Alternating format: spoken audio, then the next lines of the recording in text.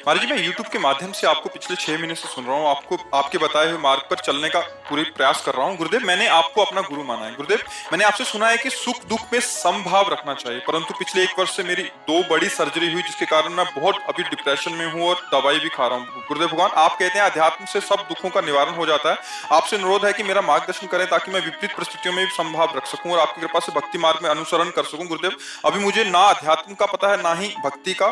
कृपया राधा राधा। हमें लगता है कि जैसे पूरा चद्दर है और उसका कोई एक कोना पकड़ ले और घसीट ले तो पूरा चद्दर नहीं आ जाएगा। तो हमें पूरे अध्यात्म की जानकारी के लिए अब समय तो नहीं रह गया है, लेकिन इतनी बात समझ ली जाए कि नाम लेत भव सिंधु सुखाही, करहु विचार सुजन मन माही, सुमिरी पवन सुत पावन नामू, अपने बस करि राखे रामू, कहो कहाँ लगी नाम बड़ाई, राम न सकहीं नाम गुण गाई।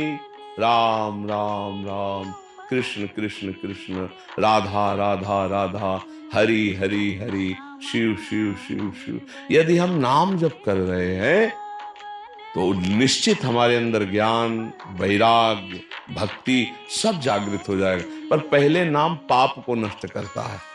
अब नाम में मन नहीं लग रहा, निरंतरता नहीं बन रही, मन पाप का चिंतन कर रहा है, इसलिए आप परेशान हो रहे हो। डिप्रेशन किस बात का? हमने जो पाप कर्म किए उनका दंड शरीर में मिल रहा है। शरीर बीमार है और मैं और दिमाग दो स्वस्थ है, इसलिए आनंद है। आपने क्या किया? आपने अपने को दिमाग को बीमार कर लिया। सर्जरी तो कब हुई थी, परेशानी तो कब हुई? हम दिमाग अभी कोई बर्बाद किए हुए हैं। अगर हम दिमाग प्रभु में लगा दें अभी आनंद आने। यही हम सिखाते हैं। अध्यात्म हर दुखों को सहने के लिए समर्थ है। भगवान की शरण में बोले क्या मिलता है? ये मिलता है कि हर कष्ट सहने की हिम्मत है और आखिरी परिणाम हमको दिखाई दे रहा है। जैसे नहीं, नया मकान तैयार है, सब व्यवस्था फिट है, तो पुराने मकान को छोड़ने में हर्ष होता है ना। और आपका नया मकान तैयार नहीं है, पुराना वाला टूटने वाला है सरकार के हिसाब से। अब आप रोड में आने वाले हो तो आप परेशान नहीं हो जाओगे? ऐसी हालत उस जीव की होती है जो भगवत प्राप्ति ना करके केवल संसार में जीवन व्यतीत किया। अब जैसे भजन में तो अब उसको 2-4 बार राधा राधा तो कर रहा है, लेकिन प्रपंच, नाना प्रकार की चिंताएं, शोक, अब उसको मिटाना नहीं सीखा है। तो इसलिए अब भी अभी चांस है। हर कष्ट को सहने के लिए देखो, बहुत ध्यान से समझना, हमारी अगर इस इंद्री का मन से संयोग हटा दिया जाए, यहाँ त्वगेंद्री का, तो यहां से तुम तिल तिल काटो, हमें मतलब कष्ट नहीं होगा। जैसे शून्य कहते ना, एक ही दवा का प्रयोग हुआ कि वो इतने में मन का प्रवेश बंद कर दिया। मन ही से दुख होता है, यहां से मन शून्य हो गया। अब मन यहाँ की बात नहीं पर बोले टच कर रहा है, आपको लग रहा है?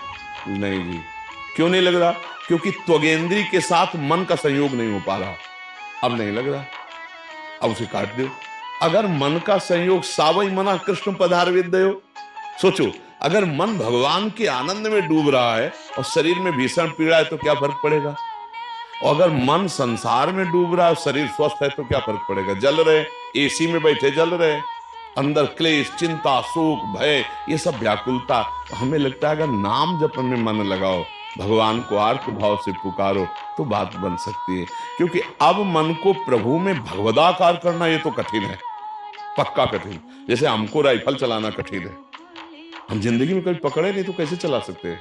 आप जिंदगी में कभी भजन का अभ्यास नहीं किया तो बड़ा कठिन है। एक सेकंड में हर बात डिलीट करके अभी स्थित हो जाए। जीवन भर जैसे अभ्यास किया गया, जैसे मान लो गोली चलाना जिसको आता है, एक सेकंड में शूट कर देगा।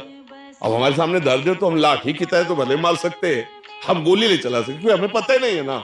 ऐसे ही लौकिक कार्य बिना अभ्यास के जब दृढ़ नहीं होता तो परमार्थिक कार्य कैसे हो जाए? मन को हटा के तत्काल पर मुंह में लगाना खिलवाड़ समझते हो? लगा के देखो, यही जीवन भर किया गया तो वो अभ्यास सेट है।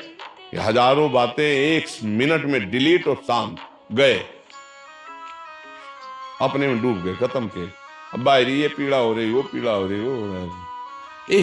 भगवान में एक अलौकिक शक्ति है और उसी अलौकिक शक्ति का मैं बच्चा हूं, सच्ची मानिएगा। हम लोग इस शरीर में भोगों में इतना क्षीण हो गए कि हम उस शक्ति तक पहुंच नहीं पा रहे, और वो सबके अंदर है। आप सच्ची मानना, जो एक ब्रह्मा को भगवान ने शक्ति दी वही आप में है, क्योंकि ब्रह्मा जैसे भगवान के अंश है तो आप कौन किसके अंश है? भगवान ही के अंश है ना।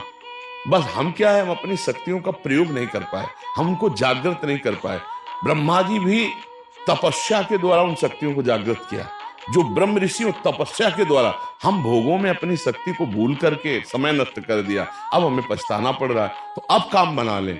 जब अपने पुत्र के बहाने, रोज हम इसकी चर्चा करते हैं, पुत्र के बहाने पुकारा नारायण तो भगवत प्राप्ति हो गई। अभी हमारी श्वासें तो हैं, हम जानबूझकर नारायण नारायण बोलेंगे, हरि हरि बोलेंगे, राधा राधा बोलेंगे तो हमारा कल्याण नहीं हो जाएगा। पर अब ऐसी स्थिति आपकी नहीं है कि आप मन को अपने शरीर से हटा के परमात्मा में स्थित कर दें। ये नहीं हो सकता। कल्याण तो हो सकता है, ये नहीं, क्योंकि इसका अभ्यास नहीं किया। मन अभ्यास किया इंद्रियों के साथ भोगों का, वो तो हो जाएगा, लेकिन मन को हटाकर और प्रभु में स्थापित करना, ये अभ्यास जब बचपन से किया जाता है तब ये होता है। जैसे कोई भी स्थिति है, हर स्थिति में शांत एकदम, पता है कि शरीर नाशवान है, पता है शरीर छूटेगा, पता है भगवान का विधान अटल है, और नाम में एकदम भगवदाकार वृत्ति, अब करो जो मना सो करो। भीषण कष्ट की स्थिति में भी एक आनंद, एक शीतलता। आप करो डिप्रेशन में मन क्यों गया? क्योंकि उसको आनंद का जो खजाना मिलना था वो तो मिला नहीं जीवन में कहीं भी। अब जो शरीर आनंद भोगने का था वो भी धोखा दे रहा है, तो डिप्रेशन में नहीं पहुंच जाएगा वो। मन ही तो डिप्रेशन में जा रहा है ना, और आप मन में है, इसलिए आपको लगता मैं डिप्रेशन में हूं। पूरा दिव्य धाम है भगवान का, तो हमारे साथ हो लो, क्या परेशानी है? तुम्हारी टिकट नहीं है तो हमारी टिकट में आपकी टिकट चल जाएगी।